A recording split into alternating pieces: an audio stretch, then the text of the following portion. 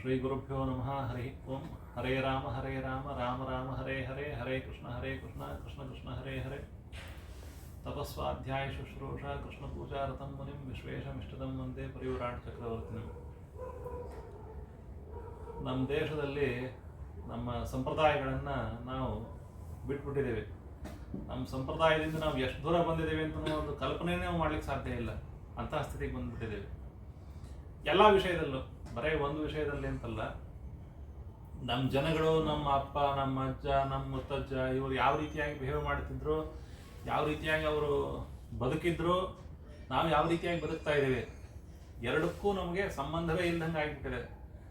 ನಮ್ಮ ಬ್ರಿಟಿಷ್ ಜನಗಳು, ಬ್ರಿಟಿಷ್ ಶಾಸನ ನಮ್ಮನ್ನು ಅಷ್ಟು ಮಟ್ಟಿಗೆ ಹಾಳು ಮಾಡಿಬಿಟ್ಟಿದ್ದಾರೆ ಅಂತ ಅನ್ನೋದಕ್ಕೆ ಒಂದು ಸಣ್ಣ ಉದಾಹರಣೆ ಇವತ್ತು ನಾನು ಕೊಡ್ತಾ ಇದ್ದೀನಿ. ಇತ್ತೀಚೆಗೆ ಕೇರಳದ ಶಿವಗಿರಿ ಮಠದ ಸ್ವಾಮಿಗಳು ಒಂದು ಹೇಳಿಕೆ ಕೊಟ್ಟರು. ಏನು ಹೇಳಿಕೆ ಕೊಟ್ಟರು ಅಂತಂದರೆ, ಈ ದೇವಸ್ಥಾನಗಳಿಗೆ ಜನಗಳು ಹೋಗ್ತಾರೆ, ಹೋಗಬೇಕಾದ್ರೆ ಆ ಜನಗಳು ತಮ್ಮ ಮೇಲಿನ ಗಂಡಸರು ಮೇಲಿನ ಬಟ್ಟೆಯನ್ನು ತೆಗೆದು ದೇವರ ದರ್ಶನ ಮಾಡಬೇಕು ಅಂತ ಕೇರಳದಲ್ಲಿ ಸಂಪ್ರದಾಯ ಇದೆ. ಈ ಸಂಪ್ರದಾಯ ತಪ್ಪು. It is evil. The norm of men removing upper garment before entering temples evil. Time to change. ಇದನ್ನು ಚೇಂಜ್ ಮಾಡಿ ಅಂತ. ದೇವಸ್ಥಾನಕ್ಕೆ ಹೋಗಬೇಕಾದ್ರೆ ಮೇಲಿನ ಬಟ್ಟೆಯನ್ನು ತೆಗೆಯುವ ಸಂಪ್ರದಾಯ ಇವತ್ತಿಗೂ ಕೂಡ ದೇವಸ್ಥಾನಗಳಲ್ಲಿ ಕೇರಳದಲ್ಲಿ ಇದೆ. ಈ ಸಂಪ್ರದಾಯ ಅನಿಷ್ಟವಾದ ಸಂಪ್ರದಾಯ. ಎವಿಲ್ ಅಂತಂದ್ರೆ ಕೆಟ್ಟದು, ಆಸುರಿ ಸಂಪ್ರದಾಯ ಅಂತ ರೀತಿಯಲ್ಲಿ ಇವರು ಹೇಳ್ತಾ ಇದ್ದಾರೆ. ಇನ್ನೂ ಅವ್ರೇನು ಫರ್ದರ್ ಏನು ಹೇಳಿದರು ಅಂತಂದ್ರೆ, it is an evil practice. In the past, this practice, that is removing the upper garment, was started to ensure that punal, a sacred thread worn by the upper caste, could be seen. The custom still continues in temples. ಹಿಂದೆ ದೇವಸ್ಥಾನದಲ್ಲಿ ಯಾರು ಪ್ರವೇಶ ಮಾಡ್ತಿರ್ತಾರಲ್ಲ, ಅವರು ಜನಿವಾರ ಹಾಕೊಳ್ತಿದ್ರೋ ಇಲ್ಲೋ ಅಂತ ಅನ್ನೋದು ನೋಡ್ಲಿಕ್ಕೆ ಇಂತಹ ಸಂಪ್ರದಾಯ ಮಾಡಿದ್ರು. ಹಿಂದಿನ ಕಾಲದಲ್ಲಿ ಒಂದು 150 ವರ್ಷ ಹಿಂದೆ ಅಥವಾ 200 ವರ್ಷದ ಹಿಂದೆ ಅಂತ ಇಟ್ಕೊಳ್ಳಿ. ಬ್ರಿಟಿಷರ ಶಾಸನ ಸಂಪೂರ್ಣವಾಗಿ ಆರಂಭ ಆಗೋಕ್ಕಿಂತ ಮೊದಲು ಎಲ್ಲರೂ ಯಾರು ಜನಿವಾರ ಹಾಕ್ಕೊಂಡಿದ್ದಾರೆ, ಯಾರು ಜನಿವಾರ ಹಾಕ್ಕೊಂಡಿಲ್ಲ, ಯಾರನ್ನ ಪೂರ್ತಿ ಒಳಗಡೆ ಬಿಡಬೇಕು, ಯಾರನ್ನ ಬಿಡಬಾರ್ದು ಅಂತ ಅನ್ನೋದನ್ನು ನೋಡ್ಲಿಕ್ಕೋಸ್ಕರವಾಗಿ ಜನಗಳು ದೇವಸ್ಥಾನಕ್ಕೆ ಬಂದರೆ ದೇವಸ್ಥಾನದಲ್ಲಿ ಅವರು ಪೂರ್ತಿ ತಮ್ಮ ಮೇಲಿನ ಬಟ್ಟೆಯನ್ನು ತೆಗೆದು ಒಳಗಡೆ ಬರಬೇಕು ಅಂತ ಸಂಪ್ರದಾಯ ಮಾಡಿದ್ರು. ಯಾಕೆ? ಜನಿವಾರ ಹಾಕ್ಕೊಂಡಿದ್ದಾರೋ ಇಲ್ಲ ಅಂತ ಅನ್ನೋದನ್ನು ನೋಡಲಿಕ್ಕೆ. ಈಗ ಬೇಕಾಗಿಲ್ಲ ಅದು ಅಂತ ಶಿವಗಿರಿ ಸ್ವಾಮಿಗಳ ಅಭಿಪ್ರಾಯ. ಇದೇ ಅಭಿಪ್ರಾಯವನ್ನ ಕೇರಳದ ಮುಖ್ಯಮಂತ್ರಿಗಳು ಕೂಡ ಅದನ್ನ ಅನುಮೋದಿಸಿದ್ರು. ಹೌದು, ಇದು ಸರಿ, ಹೀಗೆ ಮಾಡಬಾರದು, ದೇವಸ್ಥಾನಕ್ಕೆ ಹೋಗ್ಬೇಕಾದ್ರೆ ಬಟ್ಟೆಯನ್ನು ತೆಗಿಬಾರದು ಅಂತ. It could turn in to social revolution.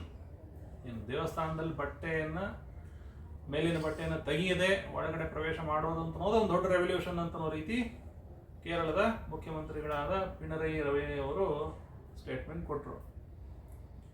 ಇದು ನೋಡಿ ಎಂಥ ದುರಂತ ನಮ್ಮ ದೇಶದಲ್ಲಿ. ಕೇರಳ ಅಂತ ಅನ್ನೋದು ಏನು ಅಂತಂದ್ರೆ ತುಂಬಾ ಸೆಕೆ ಇರತಕ್ಕಂಥ ಪ್ರದೇಶ. ಅಲ್ಲಿ ಯಾವತ್ತೂ ಕೂಡ ಚಳಿನೇ ಆಗಲ್ಲ ಅಲ್ಲಿ. ನಮ್ಮ ಕರಾವಳಿಯಲ್ಲಿ ನಾವು ನೋಡಿದ್ರೆ, ನಮ್ಮ ಕರಾವಳಿ ಉಡುಪಿ, ಮಂಗಳೂರು ಮುಂತಾದ ಕಡೆಗಳಲ್ಲಿ ನಾವು ನೋಡಿದ್ರೇ ಎಲ್ಲೂ ಕೂಡ ಚಳಿ ಇರಲ್ಲ. ಕೇರಳ ಸಂಪೂರ್ಣಂತಹ ಇಲ್ಲದೇ ಇರುವ ಪ್ರದೇಶ. ಏನು ಬೆಂಗಳೂರಲ್ಲಿ ವಿಪರೀತ ಚಳಿ ಇರುತ್ತೆ, ಯಾವಾಗ ನಾವು ಹೊತ್ಕೊಂಡಿರ್ತೀವಿ, ಬೇರೆ ವಿಷಯ. ಆದರೆ ಕೇರಳದಲ್ಲಾಗಲಿ, ತಮಿಳುನಾಡಲ್ಲಾಗಲಿ, ಇದರಲ್ಲಿ ನಮ್ಮ ಕರಾವಳಿ ಪ್ರದೇಶದಲ್ಲಾಗಲಿ ಯಾವಾಗಲೂ ಕೂಡ ವಿಪರೀತ ಸೆಕೆ ಇರತಕ್ಕಂಥ ಪ್ರದೇಶ. ಹೀಗಾಗಿ ಅವರು, ತಮಿಳುನಾಡಿನ ಜನಗಳು, ಕೇರಳದ ಜನಗಳು ಯಾವಾಗಲೂ ಮೇಲಿನ ಬಟ್ಟೆಯನ್ನು ತೆಗೆದೇ ಇರ್ತಿದ್ರು. ಅವರು.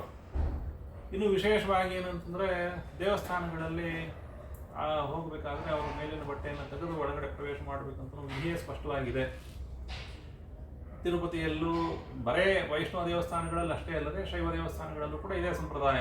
ನೀವು ತಮಿಳುನಾಡಲ್ಲಿ ನೋಡ್ಬೋದು, ಕೇರಳದಲ್ಲಿ ನೋಡ್ಬೋದು. ಎಲ್ಲ ಅರ್ಚಕರು ಅವರು ಬಟ್ಟೆಯನ್ನು ತೆಗೆದೇ ಮೇಲಿನ ಬಟ್ಟೆ ಅವರು ಹೊತ್ಕೊಳ್ಳಿಕ್ಕೆ ಬರ್ತಿದ್ರು ಕೂಡ ಆ ಬಟ್ಟೆಯನ್ನು ತೆಗೆದು ಅವರೇನಂತ ಸೊಂಟಕ್ಕೆ ಕಟ್ಕೊಂಡು ಒಳಗಡೆ ಪ್ರವೇಶ ಮಾಡ್ತಾರೆ. ಇದು ದೇವಸ್ಥಾನಗಳಲ್ಲಿ ಸಂಪ್ರದಾಯ. ಇದು ಯಾಕೆ ಸಂಪ್ರದಾಯ ಬಂದಿದೆ ಅಂತಂದ್ರೆ ಅದು ದೇವರಿಗೆ ಮರ್ಯಾದೆ. ಅದೊಂದು ದೇವರ ಎದುರುಗಡೆ ನಮ್ಮ ಅಹಂಕಾರವನ್ನು ನಾವು ತೋರಿಸಬಾರ್ದು. ನಾವು ತುಂಬ ದೊಡ್ಡ ಜನ ಅಂಥೇಳಿ ನಾವು ಭಾರಿ ದೊಡ್ಡ ಶರ್ಟ್ ಹಾಕೊಂಡಿದ್ದೀವಿ ಅಂತ ಅನ್ನೋದನ್ನು ತೋರಿಸಬಾರ್ದು. ಅದಕ್ಕೋಸ್ಕರವಾಗಿ ದೇವಸ್ಥಾನದಲ್ಲಿ ದೇವರ ದರ್ಶನ ಮಾಡಬೇಕಾದ್ರೆ, ನಮಸ್ಕಾರ ಮಾಡಬೇಕಾದ್ರೆ ಆ ಒಂದು ಬಟ್ಟೆಯನ್ನು ತೆಗೆದು ದೇವರ ದರ್ಶನ ಮಾಡ್ತಕ್ಕಂಥ ಸಂಪ್ರದಾಯ ಅದು ಕೇವಲ ವೈಷ್ಣವ ದೇವಸ್ಥಾನಗಳಲ್ಲ, ಎಲ್ಲ ದೇವಸ್ಥಾನಗಳಲ್ಲೂ ಅದೇ ಸಂಪ್ರದಾಯ ಇರೋದು. ಜನಗಳೇ ಯಾವಾಗಲೂ ಕೂಡ ಮೇಲಿನ ಬಟ್ಟೆ ಹಾಕೊಳ್ತಿರ್ಲಿಲ್ಲ. ಇವತ್ತಿಗೂ ಕೂಡ ಕೇರಳದಲ್ಲಿ ನಾವು ತಮಿಳುನಾಡಲ್ಲಿ ನೋಡಿದರೆ ಗ್ರಾಮೀಣ ಪ್ರದೇಶಗಳಲ್ಲಿ ಬಟ್ಟೆ ಹಾಕೊಳ್ಳದೆ ಹಾಗೆ ಕೆಲಸ ಮಾಡ್ತಿರ್ತಾರೆ ಅವರು. ಏನು ಈಗ ಬ್ರಿಟಿಷರು ಬಂದ ಮೇಲೆ ಇಲ್ಲ ಬಟ್ಟೆ ಹಾಕೊಳ್ಳೇಬೇಕು ಅಂಥೇಳಿ ಎಲ್ರಿಗೂ ಅವರು ಏನಂತಂದರೆ ಒಂದು ಸೋಷಿಯಲ್ ಕಸ್ಟಮ್ನ ಚೇಂಜ್ ಮಾಡಿದ ಮೇಲೆ ಸ್ವಲ್ಪ ವ್ಯತ್ಯಾಸ ಆಗಿರ್ಬೋದು. ಆದರೆ ಗ್ರಾಮೀಣ ಪ್ರದೇಶಗಳಲ್ಲಿ ಇವತ್ತಿಗೂ ಕೂಡ ಅದೇ ಸಂಪ್ರದಾಯವನ್ನು ಆಚರಣೆ ಮಾಡುತ್ತಾರೆ. ವಿಶೇಷವಾಗಿ ದೇವಸ್ಥಾನಗಳಲ್ಲಂತೂ ಅದು ಪ್ರಶ್ನೆನೇ ಇಲ್ಲ. ಗರ್ಭಗುಡಿಯಲ್ಲಿ ಗಾಳಿ ಬರಲ್ಲ, ಅಲ್ಲಿ ಏರ್ ಕಂಡೀಷನ್ ಇರಲ್ಲ ಅಂತ ಕಡೆ ಅವ್ರು ಇರಬೇಕು ಅಂತಂದ್ರೆ ಆ ದೇವರ ಬಟ್ಟೆ, ಆ ಮೇಲಿನ ಬಟ್ಟೆಯನ್ನು ತೆಗೆದು ಅವ್ರ ಒಳಗಡೆ ಇರತಕ್ಕಂಥದ್ದೇ ಸಂಪ್ರದಾಯ. ಹೀಗಾಗಿ ನೀವು ಅದನ್ನು ಗೆವಿಲ್ ಸಂಪ್ರದಾಯ, ಅದು ದುಷ್ಟವಾದ ಸಂಪ್ರದಾಯ ಅಂತ ಹೇಳೋದು ಅಪಾರ್ಥ. ಇದು ಏನು ಆ ಸಂಪ್ರದಾಯ, ಏನು ನಮ್ಮ ಸಂಪ್ರದಾಯ ಇದೆ, ಸಂಪ್ರದಾಯವನ್ನು ನೀವು ವಿಪರೀತವಾಗಿ ಅರ್ಥ ಮಾಡ್ಕೊಂಡಿದ್ದೀರಿ, ಅದನ್ನು ಸರಿಯಾಗಿ ಅರ್ಥ ಮಾಡ್ಕೊಂಡಿಲ್ಲ. ನಮ್ಮ ಎಲ್ಲ ಅಘೋರಿ ಬಾಬಾಗಳಾಗಲಿ, ನಾಗಾಗಳಾಗಲಿ, ಅವರೆಲ್ಲರೂ ಕೂಡ ಹೀಗೆ ಮೇಲಿನ ಬಟ್ಟೆಯನ್ನು ತೆಗೆದೇ ಇರ್ತಾರೆ. ಜೈನರು ಪೂರ್ತಿ ಬಟ್ಟೆ ತೆಗೆದಿರ್ತಾರೆ. ಹೇಳ್ತಾರೆ ಜೈನರಿಗೆ ಗೆವಿಲ್ ಸಂಪ್ರದಾಯ ಇದು, ಮುಚ್ಕೊಂಡಿರ್ರಿ, ಇಲ್ಲ ನಿಮ್ಮನ್ನು ಓಡಿಸ್ಬಿಡ್ತೀವಿ ಅಂತ ಹೇಳ್ತೀರಾ. ಎಲ್ಲಾದರೂ ಹೇಳಲಿಕ್ಕಾಗಲ್ಲ. ಅವ್ರೇನು ಸಂಪ್ರದಾಯ ಇದೆ ಅವರು ಅದನ್ನು ಅವರು ಅನುಸರಣೆ ಮಾಡಬೇಕು ಅದನ್ನು. ಹೀಗಾಗಿ ದೇವಸ್ಥಾನಗಳಲ್ಲಿ ಆಯಾ ಸಂಪ್ರದಾಯಗಳಲ್ಲಿ ಏನೇನಿದೆಯೋ ಆ ಸಂಪ್ರದಾಯಗಳನ್ನ ನಾವು ಫಾಲೋ ಮಾಡಬೇಕಷ್ಟೇ. ನೀವು ಕೃಷ್ಣದೇವರಾಯ ಭಾರಿ ದೊಡ್ಡ ರಾಜ ಅಲ್ವಾ? ಕೃಷ್ಣದೇವರಾಯ ಭಾರಿ ದೊಡ್ಡ ರಾಜ, ನಾನು ಹಾಗೆ ಶರ್ಟ್ ಹಾಕೊಂಡು ಹೋಗ್ತೀನಿ ಅಂತ ಹೋಗ್ತಿದ್ದ ದೇವಸ್ಥಾನಕ್ಕೆ? ಹೋಗ್ತಿರಲಿಲ್ಲ. ನೀವು ಅಲ್ಲಿ ಹೋಗಿ ಕೃಷ್ಣದೇವರಾಯನ ಮೂರ್ತಿ ಮಾಡಿಸಿಟ್ಟಿದ್ದಾರೆ ತಿರುಪತಿಯಲ್ಲಿ. ಮೂರ್ತಿ ಮಾಡಿ ನೋಡಿದ್ರೆ ಗೊತ್ತಾಗುತ್ತೆ. ಮೇಲಿನ ಬಟ್ಟೆಯನ್ನು ತೆಗೆದು ಸೊಂಟಕ್ಕೆ ಕಟ್ಟಿಕೊಂಡು ನಿಂತಿರತಕ್ಕಂತಹ ಮೂರ್ತಿಯನ್ನು ಇವತ್ತಿಗೂ ಕೂಡ ಸ್ಪಷ್ಟವಾಗಿ ಅಲ್ಲಿ ಇಟ್ಟಿದ್ದಾರೆ. ಅವನಕ್ಕಿಂತ ದೊಡ್ಡ ಜನಗಳ ನೀವು? ESL ನರಸಿಂಹನ್ ಅಂತ ಆಂಧ್ರದ ಗವರ್ನರ್ ಆಗಿದ್ರು ಅವರು. ದೇವಸ್ಥಾನಕ್ಕೆ ಹೋಗಬೇಕಾದ್ರೆ ಕ್ಲೀನಾಗಿ ಅವರು ಬಟ್ಟೆಯನ್ನೆಲ್ಲ ಸೊಂಟಕ್ಕೆ ಕಟ್ಟಿಕೊಂಡು ಹೋಗ್ತಿದ್ರು ಅವರು. ದೇವಸ್ಥಾನ ಸಂಪ್ರದಾಯ ಅದು. ಯಜ್ಞೋಪವೀತವದ್ಧಾರ್ಯಂ ಉತ್ತರೀಯಂ ಸದಾಬುಧೈ. ಉಪವೀತ ನಾವು ಹಾಕೊಳ್ತೀವಲ್ಲ, ಉಪವೀತ ಹಾಕೊಳ್ಳೋಂಗೆ ಬಟ್ಟೆ ಹಾಕ್ಕೊಳ್ಬೇಕು, ಬ್ರಹ್ಮ ವಸ್ತ್ರವನ್ನು ಹಾಕ್ಕೊಳ್ಬೇಕು ಅಂತ. ನಮ್ಮ ಬ್ರಹ್ಮಯಜ್ಞಾದಿಗಳನ್ನು ಮಾಡಬೇಕಾದ್ರೆ ಉಪವೀತದಂತೆ ನಾವು ಬಟ್ಟೆಯನ್ನು ಹಾಕ್ಕೊಳ್ಬೇಕು. ಏನು ಹಿಂಗೆ ಹಾಕ್ಕೊಂಡಿದ್ದೀವಲ್ಲ, ಇದು ತಪ್ಪಿದು. ಚಳಿಗೆ ನಾವು ಹಾಕ್ಕೊಂಡಿರ್ತೀವಿ, ಅದು ಬೇರೆ ವಿಷಯ. ಆದರೆ ನಾವು ದೇವ ಕಾರ್ಯವನ್ನು ಮಾಡಬೇಕಾದ್ರೆ ಈ ರೀತಿ ಹಾಕ್ಕೊಳ್ಬಾರ್ದು. ಉಪವೀತದಂತೆ ಬಟ್ಟೆಯನ್ನು ಹಾಕ್ಕೊಳ್ಬೇಕು. ವಂದನೆ ತರ್ಪಣೆ ಚೈವ ಕಟ್ಯಾಮಯೋಚ ಧಾರಯೇತ್. ದೇವರಿಗೆ ವಂದನೆ ಮಾಡಬೇಕಾದ್ರೆ, ತರ್ಪಣ ಕೊಡಬೇಕಾದ್ರೆ ಕಟೆಯಲ್ಲಿ ನಾವು ಇಟ್ಕೊಂಡು ಬಟ್ಟೆಯನ್ನು ಸುತ್ತಕೊಂಡು ನಾವು ಮಾಡಬೇಕು ಅದನ್ನು. ಇವತ್ತಿಗೂ ಕೂಡ ಶ್ರಾದ್ದ ಮಾಡಬೇಕಾದ್ರೆ ನೀವಿ ಬಂಧನಂ ಅಂತ ಒಂದಿದೆ.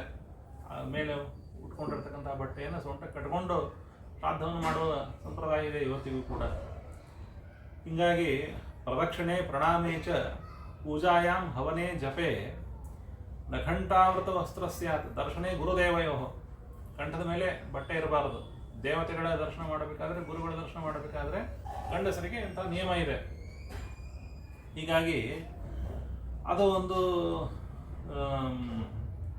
ವಿಶೇಷವಾದಂತಹ ದೇವರಿಗೆ ಕೊಡತಕ್ಕಂಥ ಮರ್ಯಾದೆ. ಆ ಮರ್ಯಾದೆ ಕೊಡ್ಲಿಕ್ಕೆ ನಿಮ್ಗೆ ಇಷ್ಟ ಇಲ್ಲ ಅಂತ ದೇವಸ್ಥಾನಕ್ಕೆ ಹೋಗಬೇಡಿ. ಯಾಕೆ ಕಷ್ಟ ನಿಮಗೇನು?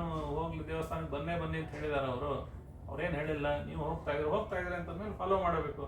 Very simple rule. ಇದನ್ನು ದುಷ್ಟ ಸಂಪ್ರದಾಯ, ಅನಿಷ್ಟ ಸಂಪ್ರದಾಯ ಅಂತ ಹೇಳೋದು ತುಂಬ ಒಂದು ನಮ್ಮ ಸಂಪ್ರದಾಯದ ಬಗ್ಗೆ ನಮಗೆ ಎಂತಹ ಅರಿವು ಹೋಗಿದೆ ಅಂತನೋ ಒಂದು ನಮ್ಮ ದುರವಸ್ಥೆಯನ್ನು ತೋರಿಸುತ್ತಷ್ಟೇ ಹೊರತು ಇದೇನು ಬೇರೆ ಇಲ್ಲ. ಇವತ್ತಿಗೂ ಕೂಡ ಕೇರಳದಲ್ಲಿ ಚಂಡೆ ಬಾರಿಸ್ತಾರೆ. ಚಂಡೆ ಬಾರಿಸೋರೆಲ್ಲ ಮೇಲೆ ಬಟ್ಟೆ ಹಾಕ್ಕೊಂಡಿರಲ್ಲ ಅವರು. ಜಯರಾಮನ್ ಅಂತ ಒಬ್ಬರು ತುಂಬ ಫೇಮಸ್ ಇದ್ದಾರೆ ಒಬ್ರು. ಅವ್ರ ವಿಡಿಯೋಗಳು ನೋಡಿದ್ದು, ಚಂಡೆ ಜಯರಾಮನ್ ಅಂತ. ಅವ್ರು ನೋಡಿದ್ರೆ ಏನಂತಂದ್ರೆ ಅವ್ರಿಗೆ ಹೇಳ್ರಿ, ಇಲ್ಲ ನೀವು civil please have your upper garment ಅಂತ ಹೇಳಿದ್ರೆ. ರಾಜ ಮಹಾರಾಜರು ಕೇರಳದಲ್ಲಿ ಬರೇ ಬಟ್ಟೆಯಲ್ಲಿ ಇರ್ತಿದ್ರು. ಬರೇ ಮೇಲಿನ ಬಟ್ಟೆನ ಹಾಕೊಳ್ತಿರ್ಲಿಲ್ಲ ಅವರು. ಬರೇ ಸೊಂಟಕ್ಕೆ ಒಂದು ಬಟ್ಟೆ ಕಟ್ಕೊಂಡಿರ್ತಿದ್ರು. ಫಸ್ಟ್ ಟೈಮ್ ವಾಸ್ಕೋ ಡ ಗಾಮ ಅಂತ ಬಂದಿದ್ನಲ್ವ ನಮ್ಮ ದೇಶಕ್ಕೆ, ಅವ್ನು ಯಾರ ಹತ್ರ ಹೋಗಿದ್ದ? ಯಾವ ರಾಜನ ಹತ್ರ ಹೋಗಿದ್ದ ಕೇರಳದಲ್ಲಿ? ಕ್ಯಾಲಿಕಟ್ಟಲ್ಲಿ ಜಾಮೋರಿನ್ ಅಂತ ರಾಜನ ಹತ್ರ ಹೋಗಿದ್ದ. ಏನು ಹೋದಾಗಿನ ಚಿತ್ರ ಇವತ್ತಿಗೂ ಕೂಡ ಬರೆದಿಟ್ಟಿದ್ದಾರೆ. ಆ ಜಾಮೋರಿನ್ ಏನಂತಂದ್ರೆ ಲುಂಗಿ ಉಟ್ಕೊಂಡಿದ್ದಾನೆ, ಮೇಲ್ಗಡೆ ಬಟ್ಟೆನೇ ಇಲ್ಲ ಅವನಿಗೆ, ಹಾರ ಗೀರ ಹಾಕೊಂಡಿದ್ದಾನೆ, ಅವನು ವರ್ಣನೆಯೂ ಮಾಡಿದ್ದಾರೆ, ಅವನಿಗೆ ಬಂಗಾರ ಹಾಕೊಂಡಿದ್ದ ಅಂತಿದೆಲ್ಲ ವರ್ಣನೆಯೂ ಮಾಡಿದ್ದಾರೆ. ಫೋಟೋಗಳು ಪೋರ್ಚುಗೀಸರು ಬರೆದದ್ದು ಇದೆ, ನಮ್ದು ಬರೆದದ್ದು ಇದೆ. ಏನು ರಾಜನಿಗೆ ಏನು ಬಟ್ಟೆ ಕಡಿಮೆ ಆಗಿತ್ತ? ಆರಾಮಾಗಿ ಏನು ಕೇರಳದ ಸೆಕೆಯಲ್ಲಿ ಏನು ಬಟ್ಟೆ ಹಾಕೊಳ್ಳೋದು ಅಂತ ಆರಾಮಾಗಿ ಕುತ್ಕೊಂಡಿದ್ದಾನೆ ಅವನು. ಅದು ನೀವು ಎವಿಲ್ ಅಂತಂದ್ರೆ ಇಲ್ಲ, ನೀವು ಹಂಗೆ ಕೂಡಬಾರ್ದಾಗಿತ್ತು, ಪಾಸ್ಪೋರ್ಟ್ ತುಂಬ ಪೋರ್ಚುಗೀಸ್ ಅಂತ ಬಂದಿದ್ದಾನೆ, ಬಟ್ಟೆ ಹಾಕೊಂಡು ಕೂಡಬೇಕಾಗಿತ್ತು ಅಂತಂದ್ರೆ ಏನು ಅದು ಅಬದ್ಧ ಇದೆ. ಫೋಟೋಗಳನ್ನು ನೋಡಿ ನೀವು. ಇನ್ನು ರಾವಣನ ವರ್ಣನೆ ಬರುತ್ತೆ ಈ ರಾಮಾಯಣದಲ್ಲಿ. ರಾವಣ ಬೆಳಗ್ಗೆ ಸೀತೆಯನ್ನು ನೋಡ್ಲಿಕ್ಕೆ ಬಂದ ಅಂತ, ಹನುಮಂತ ಅಲ್ಲಿ ಕುತ್ಕೊಂಡಿದ್ನಲ್ಲ, ಸೀತೆ ಹತ್ರ ಬಂದು ಕುತ್ಕೊಂಡಿದ್ದ. ಅಷ್ಟೊತ್ತಿಗೆ ರಾವಣ ಮತ್ತೆ ಫೈನಲ್ ಆಗಿ ಒಂದ್ಸಲ ಸೀತೆಗೆ ಹೆದರಿಸಿ ಹೋಗೋಣ ಅಂತ ಬಂದ ಅಂತ. ಅವನು ಬೆಳಿಗ್ಗೆ ಬಂದಾಗಲೇ ಪೂರ್ತಿ ಮೈ ತುಂಬ ಬೆವರಾಗಿತ್ತು ಅಂತ. ಅವನ ಸುತ್ತಲೂ ಜನಗಳೆಲ್ಲಾನು ಬರ್ತಾ ಇದ್ದಾರೆ. ಯಾಕೆಂದ್ರೆ ಕೇರಳದ ಪಕ್ಕದಲ್ಲೇ ಆ ಕಡೆ ಅಲ್ಲೇ ಶ್ರೀಲಂಕಾ ಇದೆ, ಟ್ರಾಪಿಕಲ್ ಕಂಟ್ರಿ ಅದೆಲ್ಲ. ಕಂಟ್ರಿ ಅಂತಂದ್ಮೇಲೆ ಮತ್ತೆ ಅದರಲ್ಲೆಲ್ಲ ಪೂರ್ತಿ ಸೆಕೆನೇ ಇರುತ್ತೆ. ಬೆಳಿಗ್ಗೆ ಎದ್ದೇ ಸೆಕೆ ಇರುತ್ತೆ. ಬೆಳಿಗ್ಗೆ 5 ಗಂಟೆಗೆ ಬಂದ ಅಂತಿದೆ ಅಲ್ಲಿ. ಅವನ ಹೆಂಡಂದ್ರಿಗೆಲ್ಲ ಇನ್ನು ಪೂರ್ತಿ ನಿತ್ಯನೇ ತೀರಗಳೆಲ್ಲ ಅಂಥವ್ರೆಲ್ಲರೂ ಬಂದರು ಸೀತೆಯನ್ನು ಹೆದರಿಸ್ಲಿಕ್ಕೆ. ಮೈ ಪೂರ್ತಿ ಅವರಿಗೆ ಸೆಕೆ ಆಗಿತ್ತು ಅಂತ. ಅಂಥ ಸೆಕೆಯಲ್ಲಿ ನೀವು ಬಟ್ಟೆ ಹಾಕೊಳ್ಳಿ ಅಂತಂದರೆ ಏನು ದುರವಸ್ಥೆ ಇದು.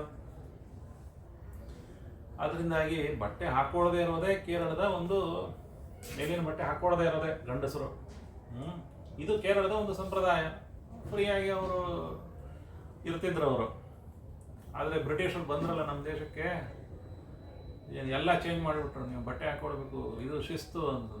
ಶಿಸ್ತು, ನಾವು ಶಿಸ್ತಾಗಿರ್ಬೇಕು. ನಮ್ಮ ಜನಗಳೆಲ್ಲ ಏನು ಶರ್ಟು ಪ್ಯಾಂಟು ಹಾಕ್ಕೊಂಡು ಹುಚ್ಚರ ಥರ ಆ ಕಡೆ ಈ ಕಡೆ ಓಡಾಡ್ತಾ ಇದ್ದಾರೆ ಇವತ್ತಿಗೆ. ಎಷ್ಟು ಸೆಕೆ ಆದರೂ ಕೂಡ ಏನು ಇನ್ನೂ ಕೇರಳದ ಅಂಥ ಸೆಕೆಯಲ್ಲಿ ಅವ್ರೇನಂತಂದರೆ ಕೋಟು ಹಾಕ್ಕೊಳ್ತಾರೆ, ಪ್ಯಾಂಟು ಹಾಕ್ಕೊಳ್ತಾರೆ, ಅದ್ರ ಮೇಲ್ಗಡೆ ಕೋಟ್ ಹಾಕ್ಕೊಂಡು ಅಯ್ಯೋ ತುಂಬ ಸೆಕೆ ಆಗುತ್ತಲ್ಲ ಅಂತೇಳಿ ಏರ್ ಕಂಡೀಷನಲ್ಲಿ ಕೂತ್ಕೊಳ್ತಾರೆ.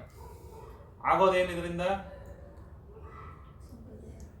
Vitamin D deficiency. ತಗೊಳ್ರಿ ಔಷಧ.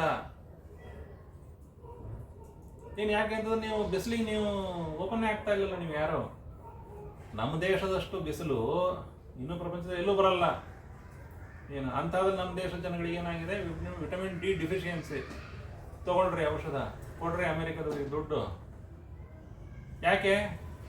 ಸಿಂಪಲ್ ರೀಸನ್, ನಿಮ್ಮ ಸಂಪ್ರದಾಯ ನೀವು ಫಾಲೋ ಮಾಡ್ತಾ ಇಲ್ಲ. ಯಾರನ್ನ ನಾವು ಅನ್ಬೇಕು? ಬ್ರಿಟಿಷರೇ. ಎಂಥ ದೊಡ್ಡ ಜನಗಳು, ಎಂಥ ಬುದ್ಧಿ ನಿಮ್ಮದು. ನಮ್ಮ ದೇಶದ ಜನಗಳಲ್ಲಿ ಎಷ್ಟು ಚೆನ್ನಾಗಿ ಹಾಳು ಮಾಡಿದ್ರಲ್ಲ ಅಂತ ಬ್ರಿಟಿಷರಿಗೆ ನಾವು ನಮಸ್ಕಾರ ಮಾಡಬೇಕು. ಜೈ ಹೋ ಬ್ರಿಟಿಷ್ ಪೀಪಲ್. ಏನು ಅವ್ರು ಹೋದ್ರು ಇನ್ನೂ ಕೂಡ ಅದೇ ಸಂಪ್ರದಾಯವನ್ನು ನಾವು ಪರಿಪಾಲನೆ ಮಾಡ್ತಾ ಇದ್ದೀವಿ. ಅದರಿಂದಾಗಿ ಇದನ್ನು ಎವಿಲ್ ಸಂಪ್ರದಾಯ ಅಂತ ನೀವು ಅಂದ್ಕೊಳ್ಬೇಡಿ. ಏನು ಇದು ಸತ್ಸಂಪ್ರದಾಯ, very healthy option for the human people. ಅದಕ್ಕೆ ಅವರು ನಮ್ಮ ದೇಶದ ಪ್ಯಾಂಟ್ ಗಿಂಟೆಲ್ಲ ಹಾಕೊಳ್ತಿರ್ಲಿಲ್ಲ. ಅವರು ಮೃದುವಾದ ಹತ್ತಿ ಬಟ್ಟೆ ಹಾಕೊಂಡು ಆರಾಮಾಗಿ ಏನಂತಂದ್ರೆ ಇರ್ತಿದ್ರು ಅವರು. ಹೀಗಾಗಿ ಇದ್ರ ಬಗ್ಗೆ ನೀವೆಲ್ಲ ಸುಮ್ಮನೆ ಏನೋ ತಪ್ಪು ತಿಳ್ಕೊಂಡು ಏನೋ ಕಲ್ಪನೆ ಮಾಡಿಕೊಂಡು ಎವಿಲ್ ಸಂಪ್ರದಾಯ ಅಂತ ಹಂಗೆಲ್ಲ ಅನ್ಕೋಬೇಡಿ. ಗೊತ್ತಾಯ್ತಾ ಮಕ್ಕಳೇ?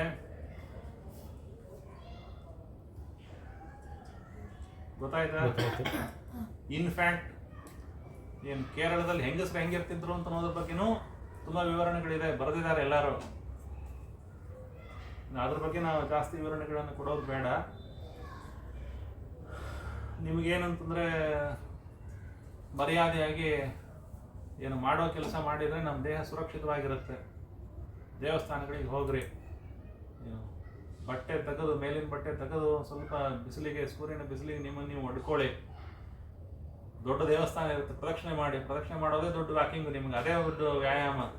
ನಮಸ್ಕಾರ ಮಾಡಿರಿ, 3 ಪ್ರದಕ್ಷಿಣೆ ಹಾಕ್ರಿ, 3 ನಮಸ್ಕಾರ ಮಾಡಿರಿ, ಅದೇ ದೊಡ್ಡ ವ್ಯಾಯಾಮ. ಅದನ್ನು ಬಿಟ್ಟು ಸುಮ್ಮನೆ ದುಡ್ಡು ಕೊಟ್ಟು ಜಿಮ್ಮಿಗೆ ಹೋಗ್ತೀವಿ ಅಂತಿರಲ್ಲ ನೀವು. ದೊಡ್ಡ ದೊಡ್ಡ ದೇವಸ್ಥಾನಗಳು ತಮಿಳುನಾಡಲ್ಲಿ, ಕೇರಳದಲ್ಲಿ. ಮನೆಯಿಂದ ದೇವಸ್ಥಾನಕ್ಕೆ ನಡ್ಕೊಂಡು ಹೋಗೋದು, ದೇವಸ್ಥಾನದಲ್ಲಿ 3 ಪ್ರದಕ್ಷಿಣೆ ಹಾಕೋದು, ನಮಸ್ಕಾರ ಮಾಡೋದು, ಅಷ್ಟೇ ಸಾಕು ವ್ಯಾಯಾಮ. ಅದನ್ನೆಲ್ಲ ಬಿಟ್ಟು ನಾವು ನಮ್ಮೇನು ಬ್ರಿಟಿಷರ ಶಾಸನವನ್ನು ಒಪ್ಪಿಕೊಂಡು ನಾವು ತುಂಬ ಚೆನ್ನಾಗಿರೋ ಶರ್ಟು, ರೇಮಂಡ್ ಶರ್ಟ್ ಹಾಕೊಳ್ಬೇಕು, ನಾವು ಏನಂತಂದರೆ ಪೀಟರ್ ಇಂಗ್ಲೆಂಡ್ ಶರ್ಟ್ ಹಾಕೋಬೇಕು ಅಂತ ಅಂದ್ಕೊಂಡ್ರೆ ಹೋಗ್ರಿ, ಏನು ವಿಟಮಿನ್ ಡಿ ತಗೊಳ್ಳಿ.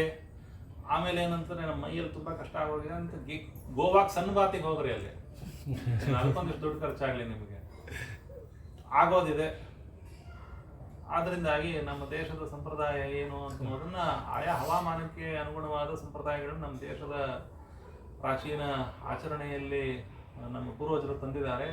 ಅದನ್ನು ಅನುಸರಿಸ್ಕೊಂಡು ನಾವು ಹೋದರೆ ನಮ್ಮ ಆರೋಗ್ಯಕ್ಕೆ ತುಂಬ ಒಳ್ಳೆಯದು, ದೇವರಿಗೂ ಮರ್ಯಾದೆ ಕೊಟ್ಟಂಗಾಗತ್ತೆ.